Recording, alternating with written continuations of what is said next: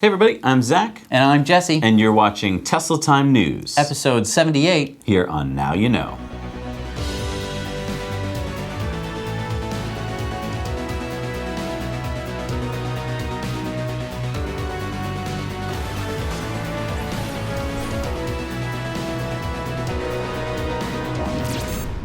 So let's start off with the thing that everyone's talking about, which is the Jaguar I-Pace. Yes, so this is an electric SUV. So this is the second electric SUV that we've basically seen in the whole world ever. And it's got some really cool stats. I mean, it's got a 90 kilowatt hour battery, so it can go 240 miles of range according to Jaguar. Now that's not an EPA estimate yet, so we don't know exactly.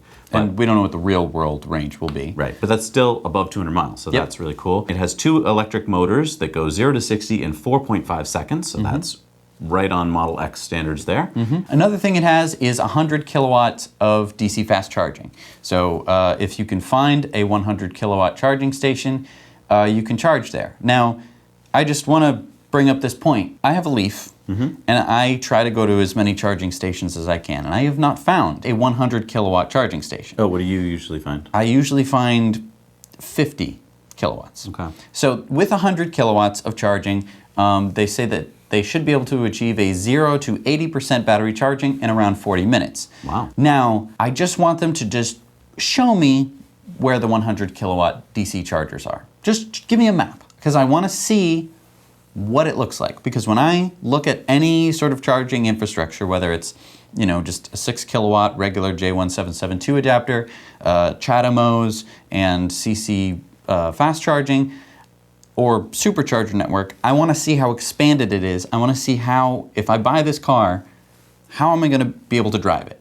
Am I going to have to just go home every day? Or can I safely go to some other chargers and get myself, a few legs away? A lot of electric car manufacturers now point to this. They say you can charge it fast at high-speed charging, and then they skip on to the next thing. So that their customers will think, oh, great, that's wonderful. Show me the map. Yeah. Show me the map. Like, it's not there. So, I don't know. To me, that's the biggest unselling point for me. Another thing that was interesting to me is the coefficient of drag. So this the I-Pace has a coefficient of 0.29, and that compares to, let's say, the Model 3, which has a 0.23, or the Model X, which has a 0.24. Now, you might say, well, that's really close. Right. But it's actually not that close. The coefficient is exponential, so that means that as you're driving fast on the highway all the time with a 0.29, you're going to be using a lot more energy. Right. And that's probably why their range isn't as good as a Model X. And so why do they have this big grille on the front? I think because they're Jaguar, and they don't know how to take the grille off of a car because they've always had grills on cars. Which is, well, let's get to this next part. Okay. So Jaguar made a video where they compared the I-Pace to the Model X. To me, I would say, okay, let's compare these two cars. It has, normal doors for the people who like normal doors. It has, it's smaller. It can fit in better parking spaces. But no, they chose to go for the 0 to 60 time of the Model X. Now, yes, the I-Pace is a smaller SUV. It's lighter. So they did a 0 to 60 time where they accelerated to 60 miles an hour, and then they hit the brakes to try and stop as fast as possible. Right. And so they could show this distance that the driver had to walk. And I think that was very misleading, first of all. Secondly, who cares? You're talking two cars that go basically the same acceleration. And why did they want to compare it to a Tesla? Why not compare it to a gas version? So I do want to point out that the Jaguar I-Pace, the base model, is $87,000 US. The base model of the Model X is $79,500. Right. So they compared those two cars, a big difference between the two of them, and the I-Pace comes out on top, and the Model X driver says, man, I want to race a P100D. So would I. And so then they say, okay, we're going to bring out the next, the higher level Model X. And so they bring out a 100D Model X. Not performance. No P, not P100D, just 100D. So there's no performance motors in it. But they made it very misleading. If you weren't watching carefully, you'd think that he was racing a P. Right. It made it look like it was the top of the line Tesla. The one that the other guy said, oh, you could buy two I-Paces for the price of the P100D. Which is not true. Not true. So then they test the 100D, and the I-Pace, and the 100D is a much heavier car. It has the same motors as the other one. It Right. can pump a little bit more juice into it, so it has a slightly better 0 to 60 time, but the slowdown time is of course going to be worse. Right. So the I-Pace again wins. However, in the clip, you'll notice that the I-Pace just pulls way ahead of the Model X, which if the 0 to 60 times are so similar, it should not happen. Right. You would notice it more in the braking, and it would have been a better test because then you would have noticed, oh gee, I could stop faster in the I-Pace because it's a smaller SUV. So, I mean, Again, the Jaguar doesn't want to compare this to a gas model Right. because comparing it to gas models would cut into their business. If they came out and were selling this and they compared it to, say, like a Land Rover or practically any other SUV, its 0 to 60 time, it would just smoke it. Right. It would just absolutely smoke it. Any SUV you picked, you could pick the BMW X6, you know, something in the same-ish price range, and it would just completely blow it out of the water. However, they chose to compare it to the Model X. Why did they do this? I think it is just because they do not want to compete with themselves when they're selling this car, because it is so much better than any other Jaguar that you can buy. Because, I mean, 0 to 60 times for an SUV? No way. Right. It's sort of like they just want to keep it in this own little sector of competing with Tesla, because if they started competing with other gas cars, they would lose business to themselves. Right. And because, I mean, let's look at how their model works, right? They have a dealership model where their dealers make money off of service and parts. Right. And if you sell an electric car, there's really not much service or parts that you need to sell. Right. There's no head gaskets, there's no exhaust systems, there's no transmissions, there's no, I mean, the car is basically just like a phone, like it's plug and play, just go for it. And I think it really shows in this second clip where they get a famous British comedian he's picking up the car and they have these adorable little children showing him some of its features. But most of the features of the car, they weren't like, it's fully electric, so you're saving our future. Thank you for saving our future. They don't say anything like that. They're just like, and it's got these kinds of seats. And it's like, what? It's like, it's a Wi-Fi hotspot. And it's like, and the comedian doesn't even say he knows how to drive. right, he says at the end, oh, I don't know how to drive a car. And it's like, that would have been and that would have been cool if the car would have been like, don't worry, the car can drive itself. Or I suppose the kids would say, don't worry, sir, the car can drive us. And then it would have driven off, and that would have been like, oh, cool, it has autopilot. So even if you're not good at driving, it can drive you. Like, But it doesn't. it doesn't, and the car wasn't driving the entire part of that commercial. So Right. it's just like, I love the car. Like, let's just be clear. Like, I am completely crapping on all of their marketing material, Right. but I am super glad that there is another SUV Yes. that people can get. Yes, more choice is better. More choice is absolutely better. Of course, if you're thinking of buying one, keep in mind there is no supercharging, so don't compare it to the Tesla in that way. Right. And And I mean, keep in mind though, U.S. customers will get deliveries in the second half of this year, so it is coming. It's not vaporware. Right. That's exciting. And I do want to point out, if you're looking forward to having a frunk, this is what you'll get. so you can store lots of documents in there. Not a lot of documents. No, like some letters. Your sunglasses, maybe. Right. Yeah, I don't want to crap on the car. I'm very excited that there's an electric SUV out there that's fantastic, but I just wish that they would market it against ICE vehicles. So I've been hearing a lot about this Australian like power plant that's not a power plant. Yeah, it was very confusing. This story, we reported on it a few weeks ago, and we've had more time to sift through it and understand it. So this is going to affect 50,000 homes in South Australia. It's going to be done in 3 phases. So phase 1, 1,000 homes or so are going to get a 5 kilowatt solar system on their roof and a Tesla Powerwall battery. Okay, cool. Okay, and so that is going to be completely free to the homeowners.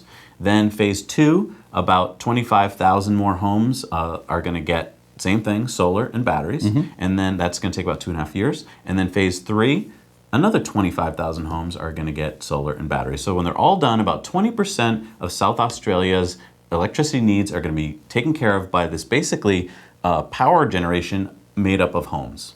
Cool. Now, it's going to be expensive. It's going to cost about $620 million. So the taxpayers are going to have to pay for it. That's unbelievable. No. What? So there's going to be a small infusion of money from the Australian government, so $1.5 million US to start the program, and then a $23 million loan. But the rest of the money is going to come from private industry. And when I first heard about this, I was like, so private industry is just going to donate it? Are they going to make the batteries? I'm not. No, so Tesla's going to make all the power walls. Tesla's going to make all the solar panels and install them all. Okay. So Tesla's going to make all this money. So that, first of all, great news for Tesla. That's going to be about the equivalent of 5% of what Tesla made last year. Wow. So there's a huge amount of money. Okay. But that money is going to come from investors, companies who are going to say, hey, let me put solar on your roof and a power wall in your house, and I will get the money from the electricity that's generated there.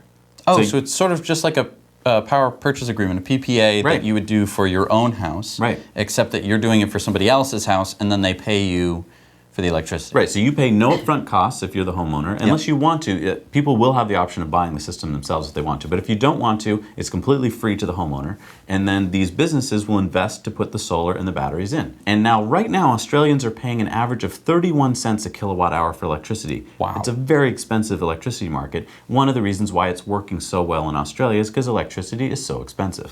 So when this whole project is done, it's going to be like having 50,000 homes that have their own power plants in them. It's fantastic. It's exciting. Hey, I want to show you the world's first circular car.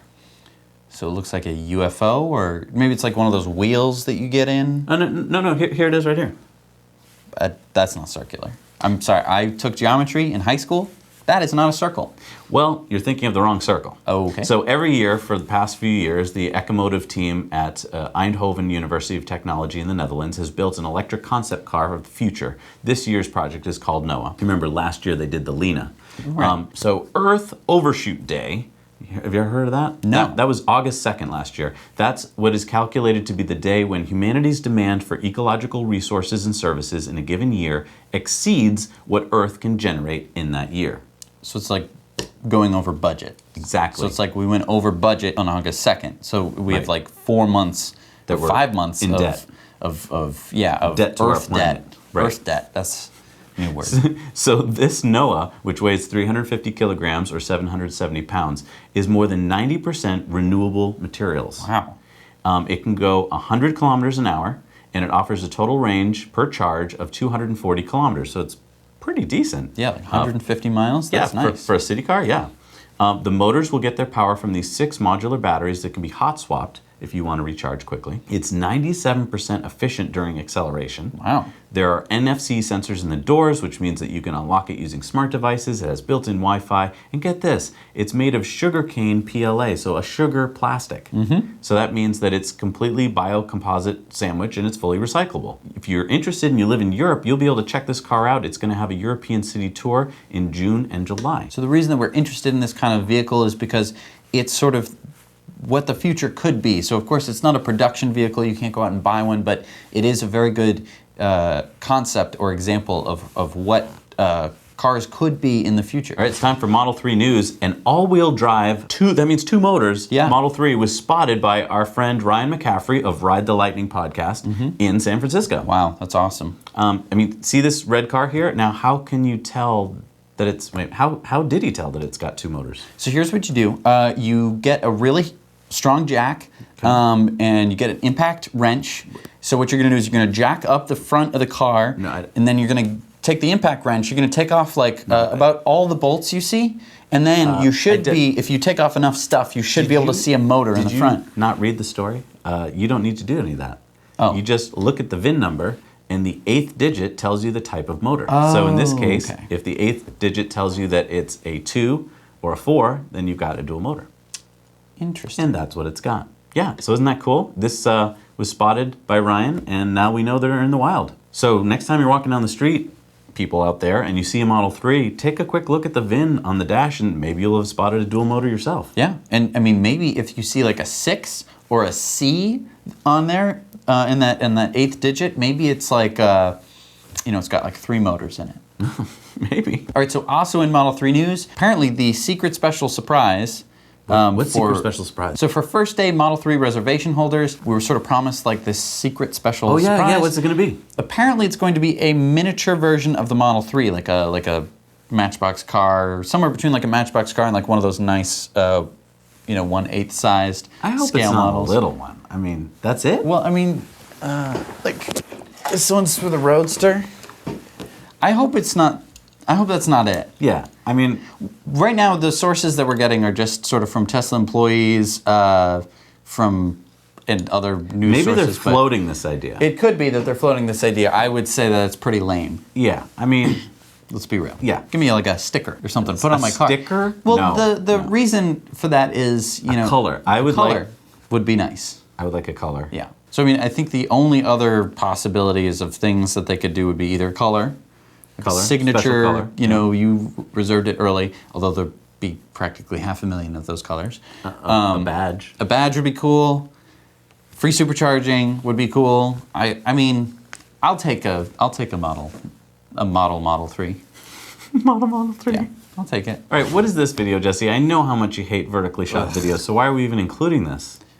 So this is from a YouTuber who should know better than to shoot in portrait mode of a Tesla semi as it sped past him going over 72 miles an hour on I-80. Yeah, he said was going like 72 and he passed me like it was nothing. Now, this is on the road. He's halfway basically between the Fremont factory and the Gigafactory. So this is a great sign that they're probably testing out the trucks right now between those two locations. I'm sure they're checking out the route, making sure that it works well. And then, yeah, I really want to see one of these semi-trucks with like a full load. Yeah. Of Model 3s, just like zipping back and forth, because that would be really cool. So California has just given driverless cars the green light.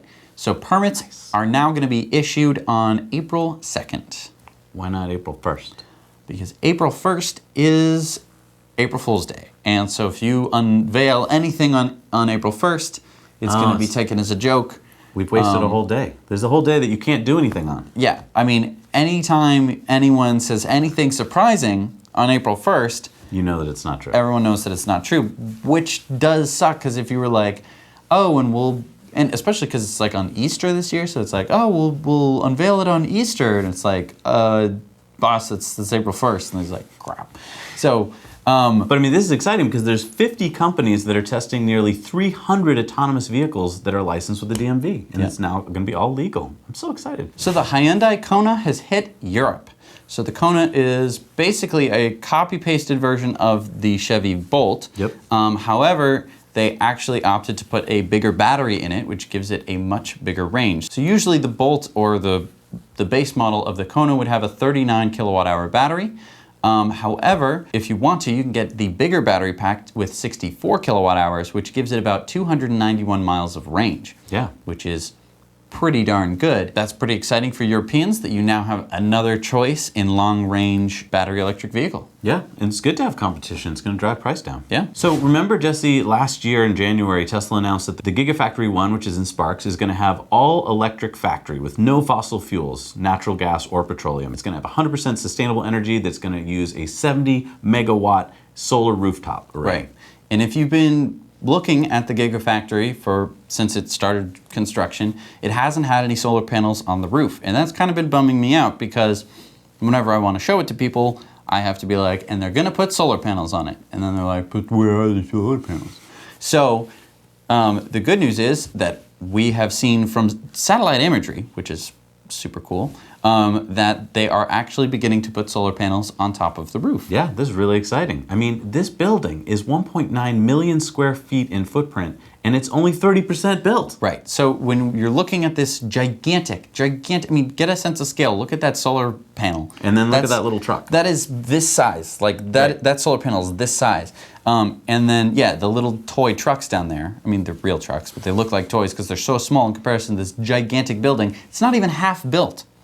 It's insane. Yeah. It's going to be amazing. I cannot wait for it to be fully built, and I can't wait to see it just covered in solar panels. It's going to be probably the coolest looking building in the world. Look, Ma, no blades. So this is a wind-powered generator, and it might look a little bit different than traditional turbines that you're used to seeing. Yeah, Vortex Bladeless is a Spanish startup company. It's $1 million startup, and it's developed a wind generator that uses vorticity. Now, what is vorticity? So vorticity is an aerodynamic effect that produces spinning vortices to capture power from the wind. So these vortices cause the big cone that's made out of carbon fiber and fiberglass to vibrate. And then at the cone's base are 2 rings of magnets which act sort of like a motor and collect the wind's energy, converting it into electrical energy. And now, because there's no gears or bolts or mechanically moving parts, it makes the Vortex cheaper to manufacture and to maintain. In fact, it's about half the price of a regular wind turbine. Right. And you can fit 2 of them for every 1 wind turbine in terms of space. Now, it doesn't make as much power as a regular wind turbine. It makes about 30%, but because it's half the price and you can fit twice as many of them, it's a really cool, efficient way to do this. And it doesn't kill any birds. So they've got this Mini, which is 41 feet tall. That's going to come out in 2019. But they've also got a 9-foot version, which makes 100 watts of energy. And that is coming out this year and will be available for developing countries. Interesting. So here's kind of a weird story, Jesse. In Austin, Texas last week, there was this guy driving along at the corner of Generium Drive and Tom Kemp Lane. And this guy here, CORY Patrick, tried to get into his car and steal it. So here's what happened. After quite a bit of fighting, it seems, the driver relented and said, fine, steal my car, go for it. So Corey Allen Patrick got in the car and then did not know how to drive it. So he got into the Bolt and he did not know how to drive the car. So luckily for the driver, someone nearby grabbed their handy-dandy machete from the back of their car and went and got the would-be car thief and I guess detained him long enough for authorities to arrive. So I think that we need to come out with a public service announcement for would-be electric car thieves, or especially Chevy Bolt thieves, because apparently this is a hard car to steal. You know, maybe it's just you get in there. That's a great idea. You know? No, we got to help these people out. Yeah, okay, yeah. So let's see. Step 1 should be develop a plan. Okay, so I want to use this. It's sort of my daily commuter, so I'll use it for getaways and stuff. It's great. It's a great getaway car. Okay, it's silent. Okay, so I recommend that you, step 2, go to your GM dealership and test drive the Bolt and figure out how it works, how to start it, so you won't have that problem. That's a really good idea. What's step 3? So step 3 is sort of how you're going to get away. So you have to remember that there's no supercharger network for the Bolts, so you're going to have to rely kind of on stealth and camouflage. So what we recommend is you go down to like the Kinko's or something, print yourself out a V. Oh. Okay, and then you stick that over the B in Bolt, and boom, now you got a Volt. So I'm sorry, officer, I don't know what you're talking about. This is a Volt. And then they move along, and then you're able to just, you know, silently sneak away, and then hopefully you'll get away. Perfect. So I hope that was helpful for you would-be car thieves out there. Another thought would be maybe don't do that. Yeah, maybe just don't rob people's cars. That's another good idea. Yeah. All right, it's time for the lightning round. Here we go. Almost 1 in 4 households have solar in Australia. Take a look at this map. I was blown away. Even in Tasmania, which I only think of the Tasmanian devil when I think of, apparently he has solar. Yeah. I mean, some of these provinces have over 30% have solar. That's incredible. Yeah. This is a cool project coming up. This is the Gigawatt 1, and this is going to be the biggest solar project in the United States. It's going to be built in Nevada, and it's going to provide enough electricity for 1 million homes. Oh, also 1,250 jobs. Wow. That's great. Yeah. Oh, and it'll be cheaper than the electricity now being provided. Of course it will. So many, many moons ago, we talked about Taiga, which is an electric snowmobile startup. So the 17-member team from Quebec have just come out with the TS2, which is starting price is at $15,000, and they're currently taking $500 deposits. Now, the cool thing about this thing is it goes 0 to 60 in 3 seconds. It's got a 15 kilowatt-hour battery pack in a range of 62 miles. So, you know. Yeah, that's our buddy Fred Lambert from Electric driving it there, and that looks like a fun ride. Super cool looking. And it weighs less than 500 pounds. That's really awesome. I mean, and rip-roaring fun with no, harmful emissions. Bosch won't be getting into batteries. So German's Bosch, which is one of the world's largest automotive suppliers, is now saying that they'll completely divest their battery cell production assets. One of the Bosch's executives, Dr. Rolf Bulander, said, "For Bosch, it's important to have a technical understanding of cells. We don't have to make them ourselves." Oof, wow. Mark this day down in history, folks. I don't think that was a very good idea. I mean, if you're going to be making stuff for cars, and you're gonna just sort of be like, oh, car batteries. we don't need to worry ourselves with that. I think you're going to be in trouble there. Yeah. But, maybe they're going to focus on something else, like pinwheels to go on your antennas. Is that even still a thing? Hey, did GE listen to us? Remember last week we were railing against them? Yep. GE got it wrong. Now they've said that they're coming out with the most powerful offshore wind turbine. This thing is going to be the biggest one in the world, and it will power 16,000 homes. One of them will power them. 16,000 homes. Yeah. That's insane. And lastly here, we've just learned that more than 100 cities are going to be mostly powered by renewables. So for instance, in the UK, 84 cities and towns have signed up to be a part of the UK 100 target of 100% clean energy by 2050. And in fact, even in the US, there's 58 cities and towns, including San Diego and Atlanta, that have set targets for 100% renewable energy. Take a look at this time lapse, and it shows that just over the past few years, all of these cities are getting more and more clean. All right, so it's time now to go to our video contributor story. This comes to us from David Mears. Take it away, David. Hi, Zach and Jesse. I'm David, and this is my dad, Paul. Hi, we live in Arras in northern France, where it's nearly as cold as Massachusetts. France has been really getting into the EV movement, particularly since the President Macron has installed a number of measures to encourage the use of electric vehicles. And our local government is leading by example. Recently, I've been seeing these little yellow buses going around my town that happen to be electric. Yeah, they do a circuit around the town centre, and the good news for us is they're free. Our town has 6 of these buses. They are produced by a French company named Blue Bus, which also creates 12-metre long e-buses.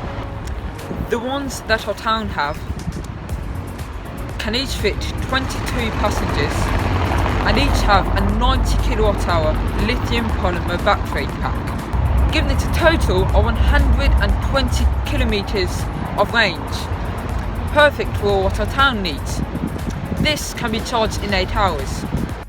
Our town has one of the worst levels of pollution, and this is one step in the right direction. This has been Paul and David reporting from Arras. Back to you, Zach and Jesse.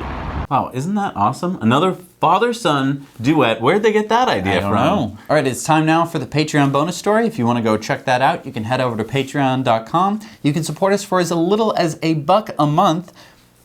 Bonus to the bonus stories, you get 4 bonus stories a month, which means that you're paying 25 cents per bonus story. It's pretty good. It's about the cost of what, like a newspaper? What's a newspaper? I don't know what a newspaper is or how much they cost. So you can head over there and check out the Patreon bonus story. Here we go.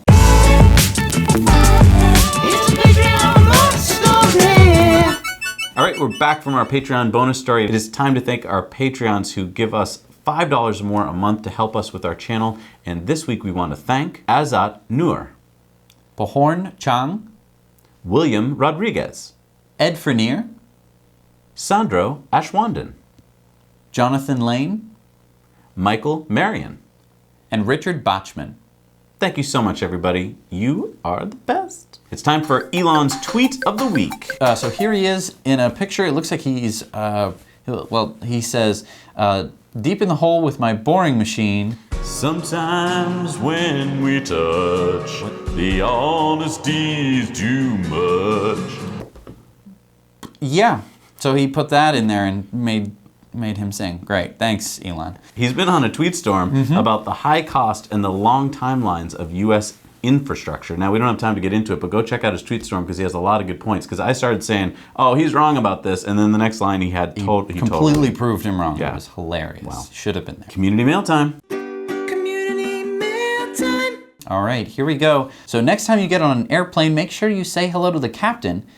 He or she may just be an undercover, now you know, superhero. Picture here is of our friend Remy from Belgium.